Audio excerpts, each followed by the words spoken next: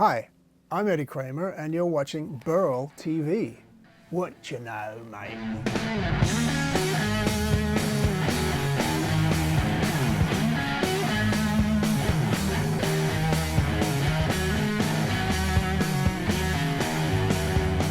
The actual first time that the Burl Mothership was used in a recording studio was, I was up in San Francisco mixing at, I think, Hyde Street Studios, if I'm not mistaken, and we were doing Winterland, Jimi Hendrix's performance of Winterland. It was kind of appropriate that we were in San Francisco. We're using the Burl, which is a San Francisco, basically a Bay Area piece of gear, and we're doing Winterland, that historic performance.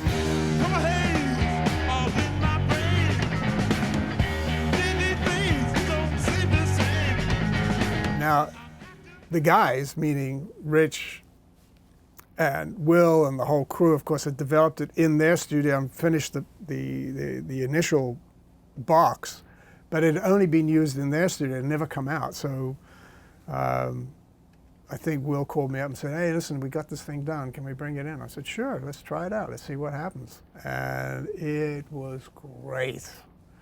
It was the first time that I had actually heard that Mothership do its thing. Been a fan ever since.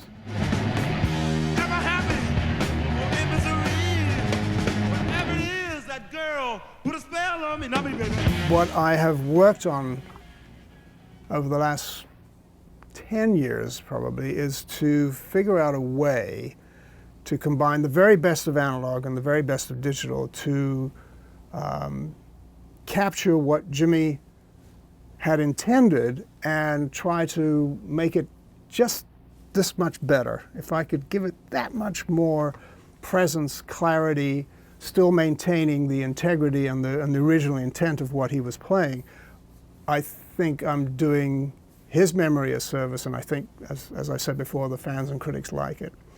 Now we've transferred it through the Burl. It sounds great. It sounds just like the tape. Well, certainly it's the closest thing to tape that I've ever heard. Then the process is 2496 from Pro Tools through an analog console, and this is a really cool vintage API board, plus all the other stuff that we use, you know, Pultecs and Neve limiters and Neve EQs, all of that combined, plus the stuff that's in the box. We use a lot of plugins as well, some of the Waves plugins, et cetera, et cetera.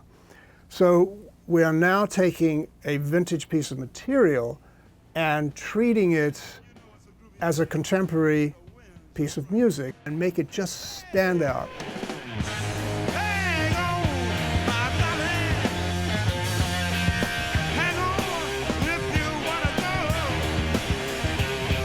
So that process is from a Burl A to D converter into Pro Tools, out of Pro Tools, into the analog board, out of this board, into a stereo equalizer tube through a limiter, and then out of that into half-inch tape with Dolby SR.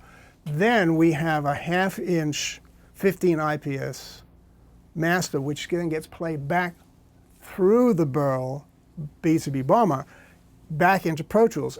Now this is where it gets really interesting, is that quite often I find that the Burl B2B Bomber from tape is actually giving it some extra stuff, top end, bottom end, and it just seriously kicks butt.